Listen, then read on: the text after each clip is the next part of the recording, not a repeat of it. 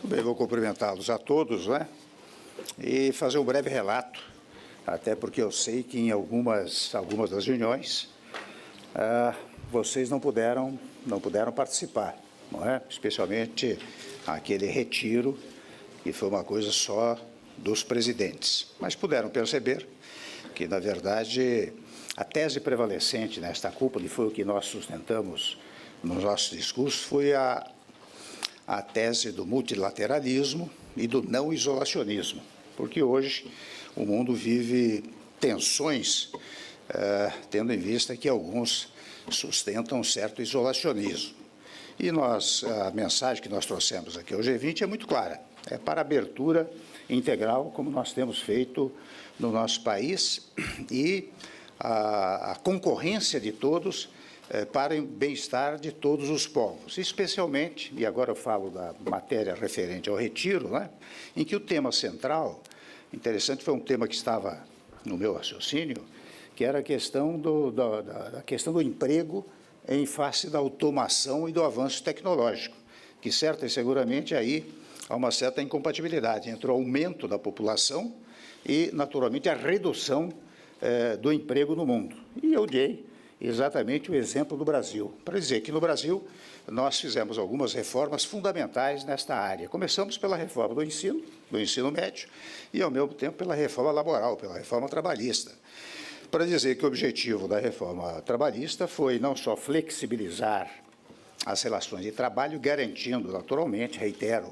as forças produtivas da nação, o empresário e o trabalhador, salientando mais uma vez que não houve nenhuma redução de direitos do trabalhador, mas está aprimorando as relações de trabalho. E, conectado com isto, a reforma do ensino médio, que visou precisamente a fazer com que as pessoas possam adequar-se à nova tecnologia. Evidentemente que, com o avanço tecnológico, é preciso que as pessoas estejam mais aplicadas, mais apuradas para ter empregos nessa área tecnológica. E até mencionei o caso do satélite geoestacionário, que está permitindo que nós levemos a banda larga para todo o Brasil, não é? Em pouquíssimo tempo, as escolas todas, as prefeituras, estarão nos mais distantes pontos do país, terão essa instrumentação que, na verdade, quase que instintivamente está preparando o Brasil para o futuro. E deles ouvi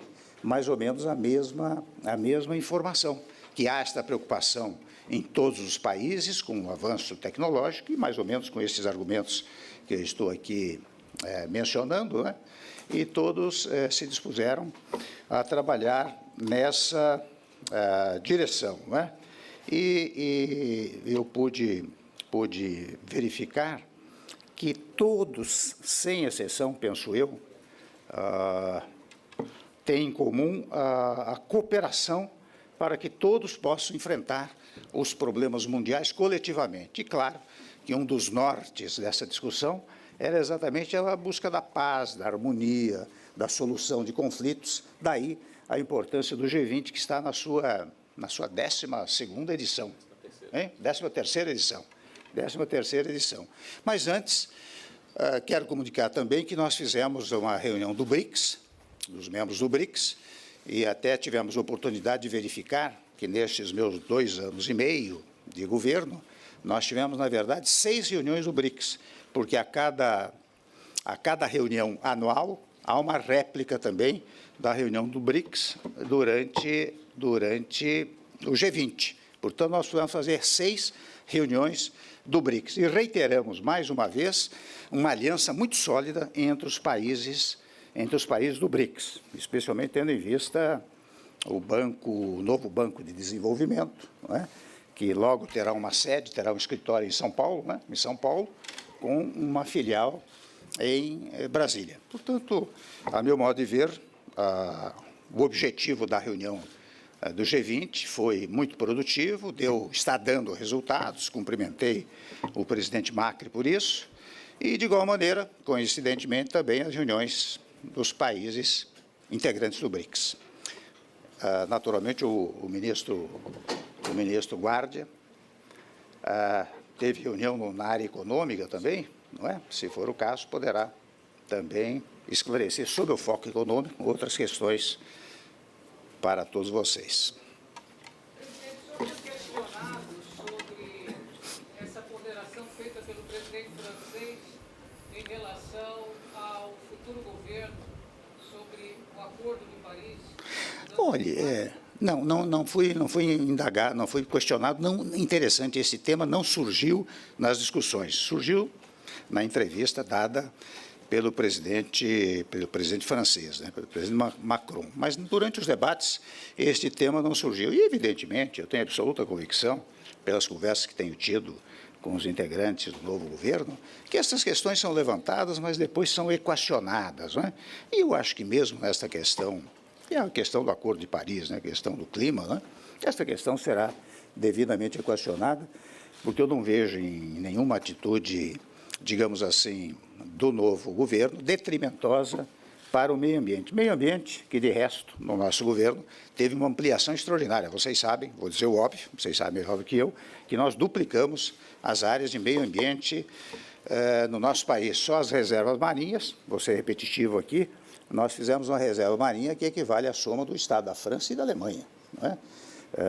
De igual maneira com a Chapada dos Veadeiros, com Alcatrazes, com vários itens do meio ambiente, nós praticamente dobramos. E mesmo o desmatamento da Amazônia, é interessante, ele foi reduzido em 12%. Neste último período, no período eleitoral, foi uma coisa curiosa, no período eleitoral, digamos assim, uma recuperação do desmatamento, né? As pessoas desmataram um pouco mais, mas, no cômputo geral, ao longo do tempo, houve uma redução do desmatamento no país. Então, eu tenho a impressão que estas teses referentes ao meio ambiente, sem embargo da palavra do presidente Macron, elas terão ainda apoio do novo governo. O senhor acha que o presidente eleito Jair Bolsonaro vai mudar de posição em relação ao Acordo de Paris, que hoje o Brasil, como membro do BRICS, voltou a reiterar seu compromisso com o cumprimento de um acordo? Foi, mas não creio. Não creio que haverá modificação nessa posição, né? Eu não tenho nenhum dado concreto que me autorize a dizer que haverá alguma modificação. Presidente, o senhor disse que o Brasil trouxe a tese do multilateralismo, que essa é a sua posição, mas também o novo governo Bolsonaro tem um ponto diferente da ideia de multilateralismo, tem uma ideia um pouco mais protecionista. O senhor foi questionado pelo líder sobre as intenções do governo Bolsonaro na área comercial? Não, ao contrário, até trouxe dele, e naturalmente pedi para consultarem o governo eleito, né, uma mensagem no BRICS, uma mensagem dizendo que o Brasil acolhe com muito gosto a reunião do BRICS, e veja que BRICS, eu estou falando de Rússia, China, África do Sul, né? A nova reunião e China, né? Índia. Na próxima reunião será do Brasil. E eu trouxe uma mensagem do presidente Bolsonaro, transmiti a todos, dizendo que eles serão acolhidos com muita alegria no nosso país, quando lá realizar-se a reunião do BRICS. Mas em relação aos outros países do G20? Perdão? Em relação aos outros países do G20? Não houve questionamento a respeito disso. Não houve uma palavra sobre isso. Pessoal, o presidente precisa ir, mas os ministros vão atender vocês.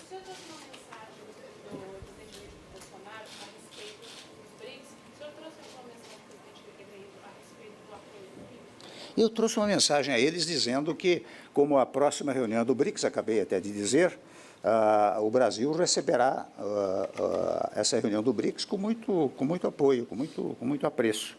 Foi a mensagem que eu trouxe do presidente Bolsonaro.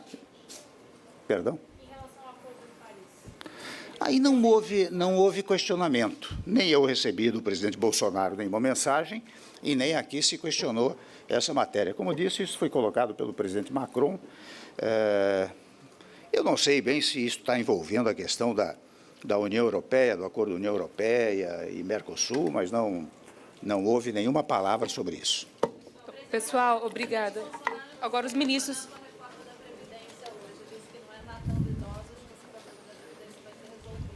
Você pode repetir, por favor? O presidente eleito Jair Bolsonaro voltou a questionar o seu projeto de reforma da Previdência hoje, dizendo que não é matando idosos que o Brasil vai resolver esse problema. Não é o quê? Desculpe. Matando idosos. O que é?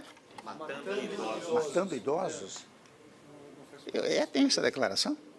Interessante, mas não, eu não creio, interessante, não vi essa declaração, não. Mas a nossa reforma, vocês acompanharam muito bem, não é? Sabem que ela é de uma suavidade extraordinária. Porque eu percebo, com toda franqueza, que ninguém leu a reforma que nós propusemos. Quando eu questiono, eu vejo que ninguém leu. Por exemplo, poucos sabem que, na verdade, a mudança de 55 anos para 65 anos leva 20 anos, ou seja, a cada 2 anos aumenta-se 1 ano. De igual maneira, tanto em relação ao homem como em relação à mulher. Primeiro ponto. Segundo ponto, não há nenhum agravo aos idosos, né? Se pensar em idoso, eu estou pensando no benefício de prestação continuada, que pega aquele pessoal do salário mínimo, não é? De um lado, pega deficientes, de outro lado, não há alteração nenhuma nessa matéria. Por outro lado, não há alteração nenhuma em relação aos trabalhadores rurais. Então, o ponto fundamental é a questão da idade mínima, que é suavemente conquistada ao longo do tempo, ou melhor, aumentada ao longo do tempo, de um lado, e de outro lado, aí sim é um ponto mais polêmico, que alcança os privilégios, né? Alcança os privilégios, porque a regra é de uma aposentadoria do mesmo valor, tanto na Previdência Geral dos trabalhadores, como na Previdência Pública. Agora, isso está, portanto, é 5.645, por aí, não é? A aposentadoria. Agora, isso está a significar que quem ganha 33, 34, 35 mil, não sei quanto, não pode se aposentar com essa verba? Pode. O que vai acontecer, segundo o projeto, é que vai ter uma colaboração maior. É quase uma espécie de capitalização, não é? O sujeito vai pagar um pouco mais, se hoje ele paga X, ele vai pagar 2 ou 3X para ter a aposentadoria que ele deseja. E, aliás, vocês sabem melhor do que eu, que se não houvesse conserto, esse ajustamento previdenciário, o país não resiste, né? E mais uma informação que eu quero dar, aproveitando a audiência que os senhores estão me dando, né? Eu quero aproveitar para dizer o seguinte: interessante o déficit público, né? Neste ano, a previsão é de 159 bilhões. E nós, sem embargo de termos feito todas as aplicações necessárias e indispensáveis, ainda temos uma redução praticamente de mais de 20 bilhões, não é, Guarda? 20 e poucos bilhões, né? 20 e poucos bilhões. Portanto, o déficit foi menor do que aquele anunciado. Como de resto, quando anunciamos 179 bilhões, também foi menor. Por isso que a nossa emenda constitucional, muito responsavelmente, ela estabeleceu um prazo de 20 anos, mas este prazo poderia ser revisado daqui a 10 anos. E neste andar da carruagem, aí, para usar uma expressão livre, daqui a 10 anos é muito provável que o que se arrecada é aquilo que se gasta, porque o déficit está diminuindo. Quando fizer a reforma da Previdência, então, com uma rapidez, digamos, amazônica, né, estratosférica, eu acho que isso se consegue com mais rapidez ainda. Ok, gente, obrigada, pessoal. Não, obrigada. Exemplo do senhor aqui, outra pergunta do Brasil. O senhor chegou a se arrepender, ou se arrepende em algum momento, de ter feito aquele decreto de luto de Natal, que tem dado polêmica, pois é. Trazendo muita dor de cabeça no Supremo? Você sabe, a senhora sabe que, na verdade, eu ficaria muito caceteado se, de repente, depois de um longo percurso jurídico que tivesse ao longo da minha vida, o Supremo dissesse: o Temer errou sob o foco jurídico. No instante que o Supremo disse: o Temer acertou sob o foco jurídico, eu estou tranquilíssimo, não há arrependimento nenhum. Arrependimento teria se contestassem a tese jurídica que eu levantei. Aliás, eu digo uma coisa: nem quando deram a liminar, eu fiz nenhum pronunciamento a respeito desse tema, né? Não é agora que o Supremo disse que eu estou constitucionalmente correto que eu iria comentar, né? O senhor recuaria, Ok. se fosse o caso? Perdão? O senhor recuaria, se fosse o caso? Se o Supremo declarasse a inconstitucionalidade, não, eu não só recuaria, como cumpriria a decisão do Supremo, não tenho a menor dúvida. Bolsonaro no aceptó su invitación para venir a la Argentina. Perdão? Bolsonaro no aceptó la invitación que usted le hizo. É porque ele tem um problema que os senhores conhecem, né? Problema que os senhores conhecem, né? Que é um problema médico, que ele está cuidando, e viagem mais longa e naturalmente, com certo sacrifício, ele não está podendo fazer. Mas eu devo dizer que, no dia que ele esteve comigo, eu o convidei, naturalmente, para vir. Aliás, faço aqui um corte para dizer que nós estamos fazendo uma das transições mais civilizadas e cordiais que se tem notícia nos últimos tempos, não é? Como convém, não é? Não estou fazendo por bondade, é uma obrigação constitucional que se faça uma transição nesses termos. Mas quando eu o convidei para vir à Argentina, ele logo se entusiasmou, Isso há uns 20, 25 dias atrás, mas depois eu penso que ele tenha recebido uma recomendação médica no sentido de não fazer a viagem. Não se esqueça de deixar aqui o seu like, gostei, se inscreva no meu canal, clique em joinha, deixe o seu gostei, consegui mais inscritos, eu juro pra você que pinto meu cabelo de uma corzinha bem diferente.